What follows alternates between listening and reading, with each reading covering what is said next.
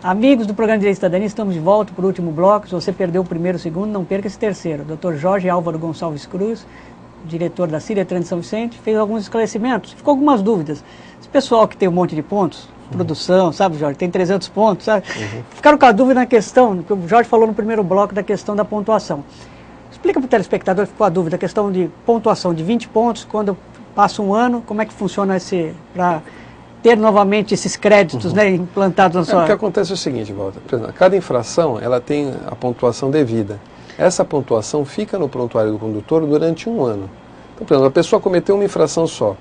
Daquela data que ela cometeu, passado um ano, ela vai desaparecer do prontuário. Esse é o fato. Se dessa primeira infração ele cometer outras infrações nesse mesmo período de um ano, nessas mesmas infrações somarem 20 pontos ou mais, vai ser gerada uma portaria de suspensão, que é acima de 20 pontos, e ele terá que apresentar defesa perante a Ciretran. Não o fazendo, ele vai responder por revelia, como se tivesse aceitado e passível de uma punição, inclusive, de 1 mês até 1 ano. Então, o que acontece é o seguinte, nesses casos de gerado uma portaria de suspensão, essa portaria tem validade de 5 anos. Aí não interrompe. Aí não interrompe. Perfeito. Agora, se no decorrer ele não cometeu, não é porque virou o ano, viu, pessoal, que vai zerar. Conta do momento que você fez. Se você ficou o ano todo, não cometeu nenhuma infração de trânsito, mas cometeu ela em junho, ela só vai no outro ano quando decorrer um ano. Exatamente. Agora tem uma outra questão, o Jorge falou da questão do bafômetro, se você perdeu, né, pode assistir na internet, né? Mas fazer bochecho com antisséptico bucal que contém álcool dá resultado positivo. O bafômetro é um aparelho sensível. E aí? A pessoa pode fazer isso novamente, Jorge? Ela não estava embriagada, ela fez um bochecho. E aí, ela pode pedir novamente uma contraprova em 20 minutos ao policial? Ele tem direito, inclusive, porque, vê bem, nos casos policiais, eles têm, inclusive, um critério de abordagem. Eles não saem fazendo abertamente, não, fazer bafômetro. Na maioria das vezes, existem alguns indícios que são claros.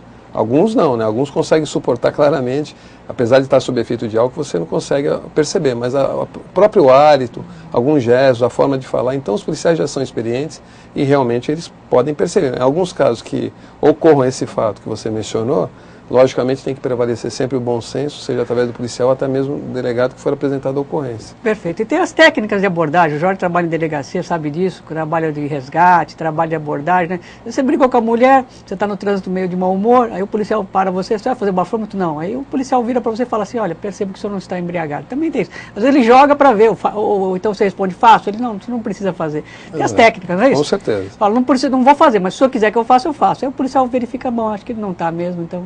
Tem isso também, né? Tem uma técnica. A análise do própria autoridade que recebeu a situação, já vi casos que estavam muito próximo ao limite, e o delegado não se convenceu porque estava muito próximo, porque no caso do ar, ele é diferente do sangue, né? São 0,3, salvo engano, miligramas de álcool no ar expelido, né? Então, naquele caso específico, tinha dado 0,35.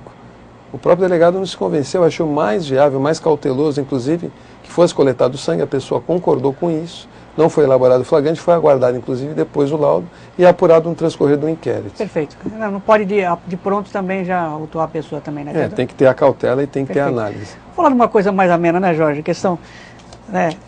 A questão da semana, né, de trânsito, né? Questão de prevenção, isso está no próprio código, né, Jorge? Inclusive é importante a participação das escolas, parece que o Jorge vai voltar a fazer esse trabalho lá em São Vicente, né? Ele que está retornando à delegacia da Ciretran, então acho que é importante isso, né?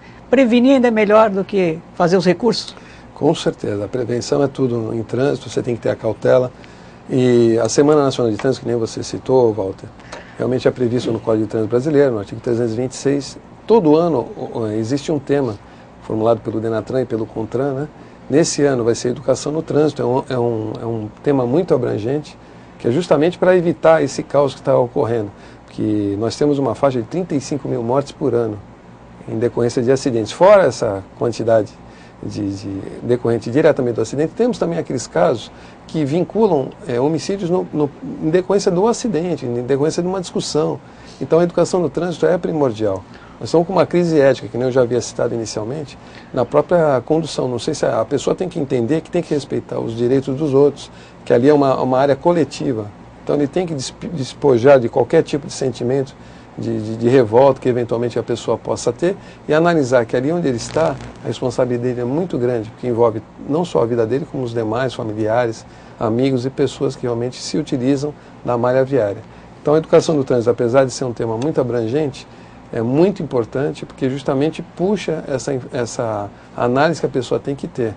Em São Vicente vai ter o período de 18 a 25, que é o período estabelecido pelo próprio Código, né? Através da Secretaria de Transporte, o secretário municipal, o Barreto, inclusive já esteve na Ciretran, apresentando uma série de situações que vão ser feitas lá. Eu acho muito interessante a participação de todos.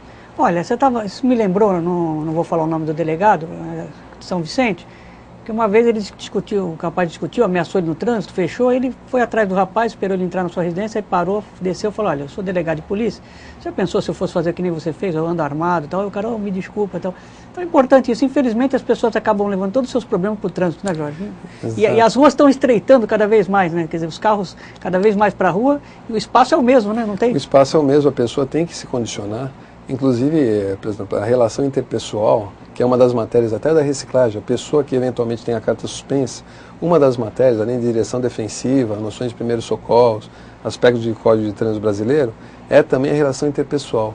É você ter esse controle do estresse, o controle realmente do respeito que você tem que ter a todos que estão ali, e não pensar de uma forma egoísta, entendeu? Achar que realmente, que eventualmente a pessoa cometa uma falha, lhe gere o direito de você ir lá tomar satisfações, que nem eu percebo em várias vezes na própria delegacia, situações que acabam absurdamente ceifando vidas de jovens, ou seja até porque bateu no próprio funcionário também, né? Exato, no como próprio se o funcionário tivesse culpa das multas. Por causa que esbarrou no retrovisor, o cara pega a arma e dispara. Então, quer dizer, essa situação tem que ser muito bem analisada para evitar que novas mortes ocorram além daquelas que já ocorrem devido ao acidente. E a Baixada Santista, principalmente São Vicente, tem um problema sério, né? Que é a questão das bicicletas, quer dizer, ter essa convivência salutar entre ônibus, né?